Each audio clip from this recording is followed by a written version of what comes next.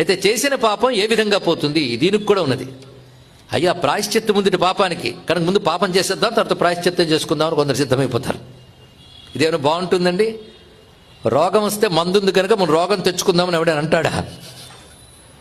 అలాగే ఎప్పుడూ కూడా పాపం చేయడానికి సాహసిస్తే మాత్రం ప్రాయశ్చిత్త కర్మ కూడా వాడికి తొలగించలేదు. ఎప్పుడైనా పాపం చేశానో తెలుసో తెలియకో అని తెలుసుకుని ముందు కావాల్సింది పశ్చాత్తాపం.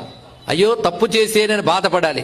అప్పుడు చేసిన పాపంలో పావు భాగం పోతుంది. గుర్తుపెట్టుకోండి, లెక్క కూడా ఇచ్చేసింది శాస్త్రం. పశ్చాత్తాపడితే పావు భాగం పోతుంది. అందుకని పశ్చాత్తాపడి కొంత డబ్బు కట్టివేసినా పాపము పోదు తెలుసుకోండి శాస్త్రం ఇక్కడ. కనుక 6 రోజులు పాపం చేసి 7వ రోజు పశ్చాత్తాపడితే పోదండి ఇక్కడ. కాబట్టి పశ్చాత్తాపంతో పాపాలు పోవు, పావు భాగం పోతుంది. తర్వాత ఏమిటంటే పశ్చాత్తాపం తర్వాత అయ్యో ఇంత పాపం చేసేనని బాధపడి తర్వాత ఇకపై చెయ్యను అని నిశ్చయించుకోవాలి. 2వ స్టెప్ అది. ఇకపై చెయ్యను అనుకుంటే మరొక పావు భాగం పోయింది. కొందరు పశ్చాత్తాపడుతుంటారు, మళ్ళీ చేసేస్తుంటారు. చిచి ఎంత తప్పు చేశానండి అంటాడు. ఇక చెయ్యడేమో అని మనం అనుకుంటాం, మళ్ళీ రేపు వాడు రెడీ. బలహీనతలు అలా ఉంటే ఏం చేస్తాం? కనుక ఇకపై చెయ్యను అని నిర్ణయించుకున్నాక వాడికి ఇంకా పోయే ఆ నిర్ణయమే సగం మరో పావు భాగం తీసేసింది. ఆ తర్వాత ఏంటంటే సత్కర్మలు చెయ్యాలని నిర్ణయించుకోవాలి. నేను ఇంకా సత్కర్మ చేస్తాను నిర్ణయించుకుంటే మరో పావు భాగం. అయితే చేసిన పాపం ఏ విధంగా పోతుంది దీనికి కూడా ఉన్నది. అయ్యా ప్రాయశ్చిత్తం ముందు పాపానికి కనుక ముందు పాపం చేసేద్దాం, తర్వాత ప్రాయశ్చిత్తం చేసుకుందామని కొందరు సిద్ధమైపోతారు. ఇదేమైనా బాగుంటుందండి? రోగం వస్తే మందుంది కనుక మనం రోగం తెచ్చుకుందామని ఎవడైనా అంటాడా?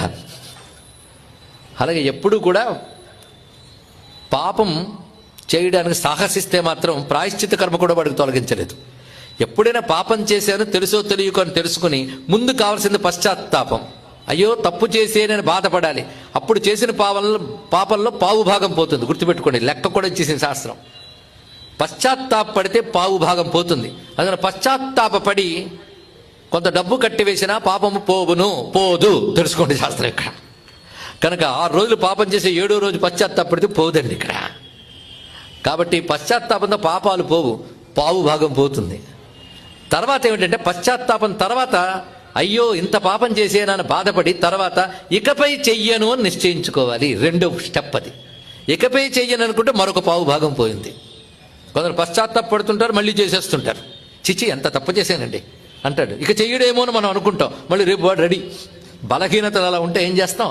కనుక ఇకపై చెయ్యను అని నిర్ణయించుకున్నాక వాడికి ఇంకా పోయే ఆ నిర్ణయమే సగం మరో పావు భాగం తీసేసింది. ఆ తర్వాత ఏంటంటే సత్కర్మలు చెయ్యాలని నిర్ణయించుకోవాలి. నేను ఇంకా సత్కర్మ చేస్తాను నిర్ణయించుకుంటే మరో పావు భాగం